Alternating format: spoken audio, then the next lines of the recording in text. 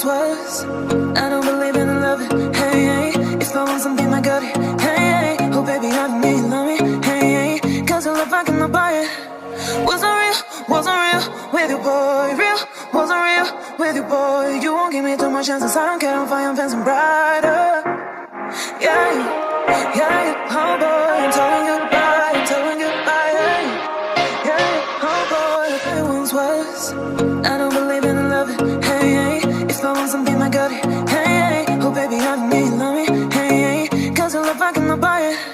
Wasn't real with you, boy. Real, wasn't real with you, boy. You won't give me too much chances. I don't care if I am fancy brighter. Yeah, yeah, oh boy, I'm telling goodbye, yeah, yeah, oh boy, it once was. I don't believe in love, hey, hey. If I want something, I got it, hey, hey. Oh baby, I don't need love me, hey, hey. Cause I love I cannot buy it. Wasn't real with you, boy. Real, wasn't real with you, boy. You won't give me too much chances. I don't care if I am fancy brighter. Yeah, yeah, oh boy, I'm telling goodbye, yeah, yeah, oh boy, it once was. I don't believe in love, hey, hey. If I want something, I got it, hey, hey. Oh baby, I don't need love me, hey, hey. Cause I love I cannot buy it. Wasn't real with you, boy. Real, wasn't real with you, boy. You won't give me too much chances. I don't care if I am fancy brighter.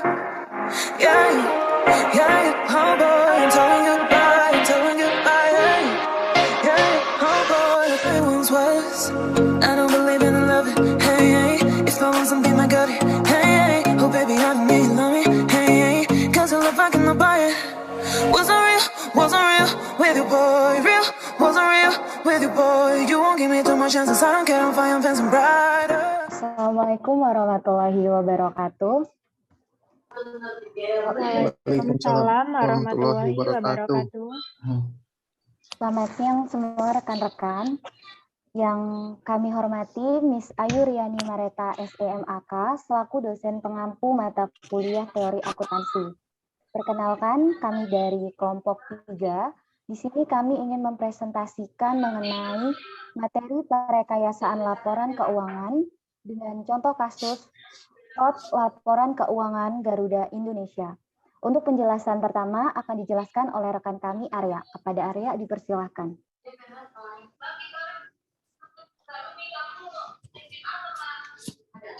Ya, baik, di sini saya akan menjelaskan yang pertama adalah perekayasaan laporan keuangan.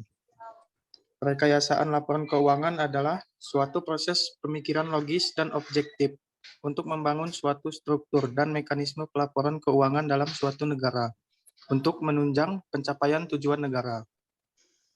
Perekayasaan melibatkan pemilihan dan pertimbangan ideologi, teori, konsep dasar, dan teknologi yang tersedia secara praktis dan teoritis dengan mempertimbangkan faktor lingkungan negara.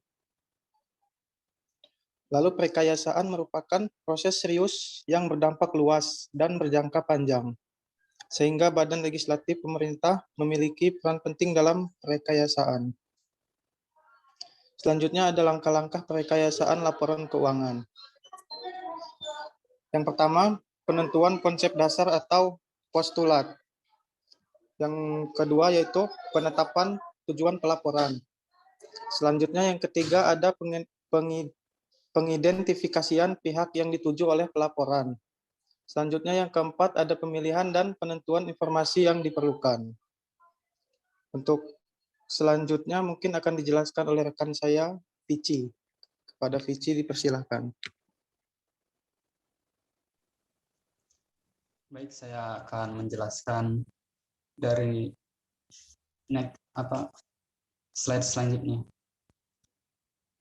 Yang pada langkah-langkah perekayasaan pelaporan keuangan, yang kelima ada penentuan cara menyampaikan informasi. Yang keenam ada pengidentifikasian kendala-kendala pelaporan. Yang ketujuh penyusunan dokumen resmi dalam bentuk pernyataan konsep. Dan yang kedelapan ada penetapan standar akuntansi dan perancangan sistem akuntansi dalam rangka penerapan standar. Next. Selanjutnya skema proses perekayasaan pelaporan keuangan, yaitu tujuan ekonomi dan sosial negara pada tujuan pelaporan keuangan. Selanjutnya, proses pertimbangan, kerangka konseptual, dan media pelaporan. Pada informasi akuntansi, media pelaporan dari statement keuangan. Selanjutnya akan dijelaskan oleh rekan saya. Baik, terima kasih Vici. Perkenalkan, saya Anissa dengan nomor pokok mahasiswa 194120117. Saya akan menjelaskan mengenai pihak yang merekayasa dan proses seksama perekayasaan pelaporan keuangan. Yang pertama yaitu pihak yang merekayasa. Jadi pihak yang merekayasa ini dibagi menjadi 3 pihak. Yang pertama ada orang atau badan yang dianggap ahli di bidang akuntansi atau yang disebut dengan akuntan. Yang kedua yaitu ada orang atau badan yang mempunyai kekuasaan untuk menentukan peraturan pada tingkat nasional. Dan yang ketiga yaitu ada tim yang khusus dibentuk untuk itu. Selanjutnya ada proses seksama perekayasaan pelaporan keuangan. Yang pertama yaitu mengevaluasi masalahnya, lalu melakukan riset dan analisis. Selanjutnya mendiskusikan dan menyusun memorandum diskusi. Dan selanjutnya yaitu dengan pendapat terhadap MD. Selanjutnya melakukan diskusi dan pertimbangan terhadap dengar pendapat. Selanjutnya yaitu penerbitan draft pernyataan atau exposure draft, lalu menganalisis dan mempertimbangkan atas tanggapan exposure draft tersebut, dan langkah selanjutnya yaitu membuat keputusan untuk menerbitkan pernyataan, lalu langkah terakhir yaitu melakukan pengesahan atau penerbitan secara resmi pernyataan. Selanjutnya akan dijelaskan oleh rekan saya Dika Ria Utami.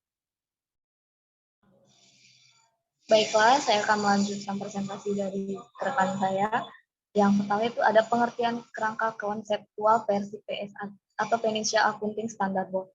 Pengertian, kerangka konseptual merupakan suatu sistem yang koheren yang terdiri dari tujuan dan hal yang mendasar yang saling berkaitan, yang membentuk suatu sistem atau kerangka terpadu yang dapat menghasilkan standar akuntansi yang konsisten dan yang menetapkan sifat, fungsi, dan keterbatasan pelaporan keuangan. Adapun sasaran kerangka konseptual yaitu melayani kepentingan publik, yaitu dengan cara menyediakan struktur dan haluan pelaporan akuntansi dan keuangan untuk memfasilitasi penyediaan informasi keuangan dan yang berkaitan secara objektif yang bermanfaat dalam membantu bekerjanya pasar modal dan lainnya secara efisien. Selanjutnya akan dilanjutkan oleh rekan saya, Diki. Baik, sebelumnya perkenalkan nama saya Diki Chandra dengan NPM 1941-254. Di sini saya akan menjelaskan manfaat perekayasaan laporan keuangan. Manfaat perekayasaan laporan keuangan itu ada 5. Yang pertama, sebagai pedoman kepada badan yang bertanggung jawab dalam penyusunan atau penetapan standar akuntansi. Yang kedua, menjadi pertimbangan dalam pemecahan masalah praktik akuntansi. Yang ketiga, batas pertimbangan penyusunan statement keuangan. Yang keempat, pendidikan dalam pemahaman dan peningkatan keyakinan. Yang terakhir, peningkatan keterbandingan antar perusahaan. Sekian dari saya, terima kasih. Yang selanjutnya akan dilanjutkan oleh rekan saya, Kiki Yolanda. Baik, perkenalkan nama saya Kiki Yolanda dengan nomor pokok 1941274. Sini saya akan melanjutkan presentasi ini yaitu mengenai contoh kasus Garuda Indonesia fraud laporan keuangan. Next. PT Garuda Indonesia atau biasa dikenal dengan Garuda Indonesia merupakan salah satu maskapai penerbangan terkemuka di Indonesia. Maskapai penerbangan ini pertama kali mengudara pada tahun 1940-an dalam era pendudukan Belanda. Pada saat itu, maskapai masih bernama Indonesian Airways. Sejak 26 Januari 1949, dengan pesawat pertamanya yang bernama Sewulawah atau Gunung Emas. Pada awalnya, Garuda Indonesia merupakan hasil kerjasama antara pemerintah Indonesia dengan Koninklijke Luchtvaart Maatschappij atau KLM yang merupakan maskapai Belanda yang kemudian semua sahamnya dimiliki oleh Indonesia pada tahun 1953. Kemudian pada tahun 1953 Garuda Indonesia telah berhasil memiliki 27 pesawat serta staf-staf profesional. Perkembangan penyediaan jasa penerbangan Garuda Indonesia semakin meningkat, yaitu pada tahun 1960-an, Garuda Indonesia mendatangkan 3 pesawat turboprop Lockheed L188C Electra seiring dengan dibukanya rute penerbangan ke Hong Kong. Beberapa tahun kemudian, pada tahun 1970-an, Garuda Indonesia memperkuat armadanya dengan membeli beberapa jenis narrow body jet atau McDonnell Douglas DC-9 dan Fokker F-28 serta pesawat jenis turboprop Fokker F-27 guna mendukung penerbangan domestik dan internasional. Kemudian pada tahun 1990-an terjadi bencana yang menimpa maskapai Indonesia ini, yaitu terjadinya kecelakaan pesawat meledak dan terbakar saat kru mencoba menghentikan pesawat dan menewaskan 3 orang korban dari 275 penumpang. Kemudian pada tahun 2000-an, Garuda membentuk anak perusahaan yang bernama Citylink yang menawarkan penerbangan dengan biaya yang lebih murah dari kota ke kota yang ada di Indonesia. Sekian presentasi dari saya. Selanjutnya akan dilanjutkan oleh rekan saya, Vika. Baik, saya akan melanjutkan presentasi dari Kiki Yolanda. Sebelumnya saya ingin memperkenalkan diri terlebih dahulu. Nama saya Vika Widiawati dengan NPM 19412034. Fraud laporan keuangan Garuda Indonesia. Awalnya perusahaan Garuda Indonesia ini awal mula fraud Garuda Indonesia yaitu pada periode akuntansi tahun 2018. Semula berawal dari laporan keuangan Garuda Indonesia yang membukukan laba sebesar 809,8 ribu dolar atau setara dengan 11,33 juta miliar. Angka ini melonjak dari tahun sebelumnya. Dari tahun sebelumnya yang menderita kerugian sebesar 216,55 juta. Hal ini mendapat kecurigaan dari Dewan Komisaris Garuda Indonesia. Dengan ini, pihak dari Dewan Komisaris hal ini menimbulkan polemik lantaran kedua komisaris Garuda Indonesia yaitu Khairul Tanjung dan Doni Oskaria yang saat ini sedang tidak menjabat lagi menganggap laporan keuangan dari Garuda Indonesia tidak sesuai dengan pernyataan standar akuntansi keuangan atau PSAK. Hal dikarenakan pasalnya Garuda Indonesia memasukkan keuntungan dari PT Mahata Aero Teknologi yang memiliki utang kepada maskapai berplat merah tersebut. PT Mahito Aero Teknologi tersendiri memiliki utang terkait pemasangan WiFi yang belum dibayarkan. Selanjutnya akan dijelaskan oleh rekan saya. Terima kasih.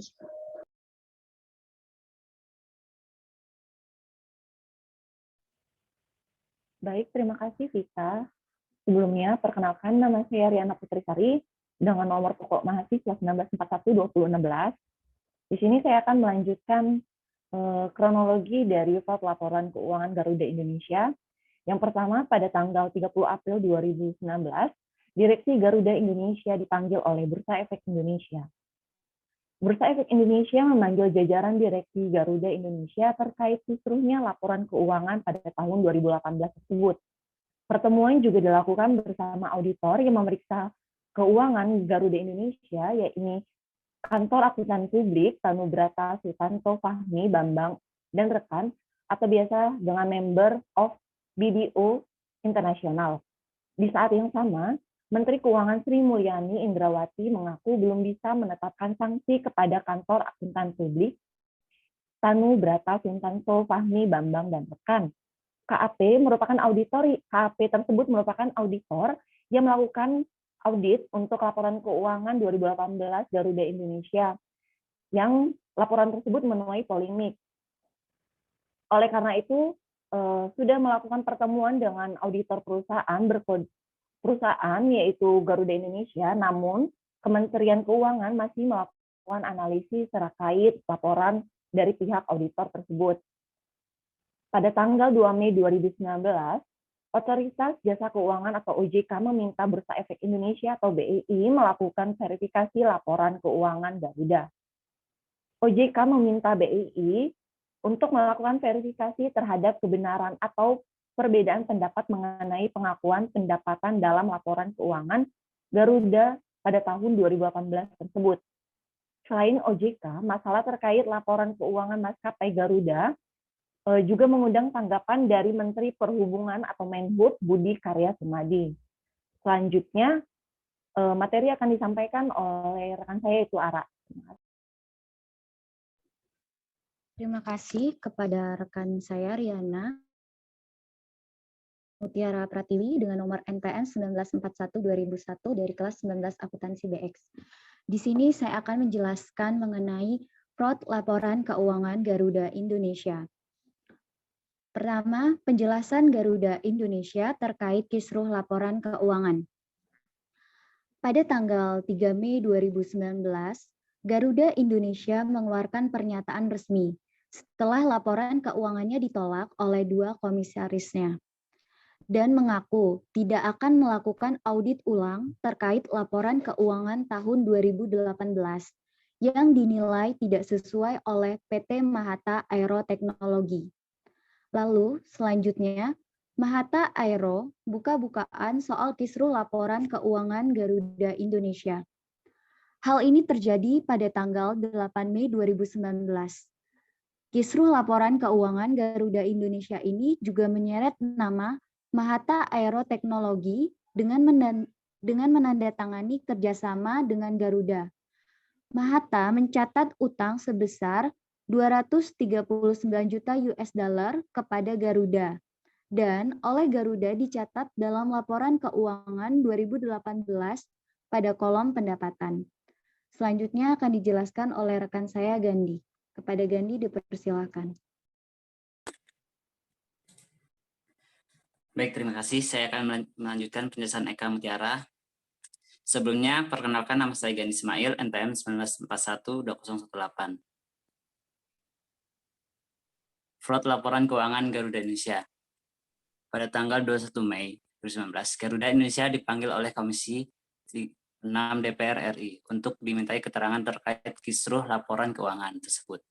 Direktur Utama Garuda Indonesia mengatakan latar belakang mengenai laporan keuangan yang menjadi sangat menarik soal kerjasama dengan PT Mahata Aero Teknologi terkait penyediaan layanan Wi-Fi on-board yang dapat dinikmati secara gratis. Kementerian Keuangan temukan dugaan laporan keuangan tak sesuai standar. Pada tanggal 14 Juni 2019, Sekretaris Jenderal Kementerian Keuangan menyatakan berdasarkan hasil pertemuan dengan pihak KP disimpulkan adanya dugaan audit yang tidak sesuai dengan standar akuntansi. Selanjutnya akan dijelaskan oleh rekan saya Astri Yuliani. Baik, saya akan menjelaskan tentang sebelumnya perkenalkan nama saya Astri Yuliani, NPM 20472002. Di sini saya akan menjelaskan tentang fraud laporan keuangan Garuda Indonesia. BEI tunggu keputusan OJK. Pada tanggal 18 Juni 2019, BEI masih menunggu keputusan final dari OJK terkait sanksi yang akan diberikan kepada Garuda Indonesia. Manajemen berusaha saat ini telah berkoordinasi intens dengan OJK, namun BEI belum membeberkan lebih lanjut langkah ke depan itu dari manajemen bursa. Selanjutnya akan dijelaskan oleh rekan saya. Baik, terima kasih. Di sini sebelumnya izin memperkenalkan diri, nama saya Emi Koryama.